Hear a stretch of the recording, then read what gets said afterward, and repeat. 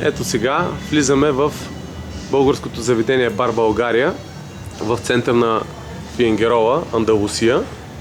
Както сами се убеждавате, съвсем приятно и китно местенце, където всеки българин, гост и посетител на този комплекс в Фуенгирола парк би могъл да отдели минути свободно време, за да усети атмосферата, българската атмосфера в този курорт. То виждате Галена, известната българска поп-фолк певица.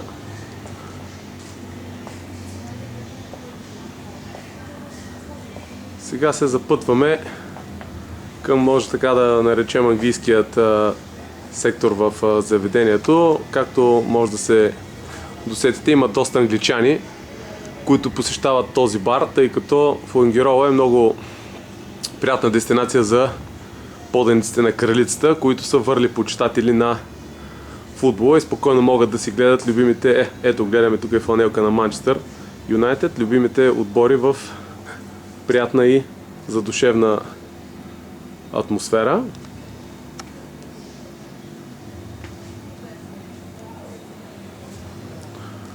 Ето бавно се приближаваме и към първата българска фланелка на Левски София.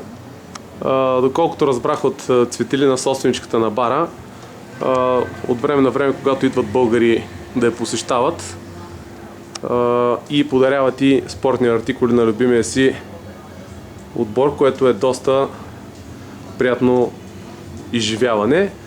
Ето и снимка на българският шампион Лудогорец, може би най-популярният в последните дни от към Шампионска лига мероприятие отбор.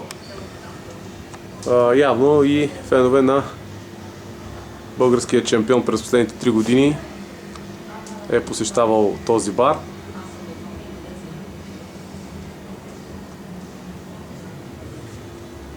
Ето и следващата българска фланелка, отново с зелен цвят, но този път, каква е изненада, на Нефтохимик Бургас.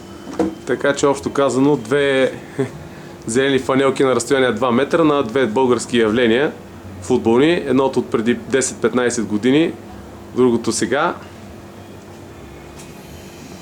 Хвърляме поглед и зад бара, където виждаме и фланелка на българският национален отбор.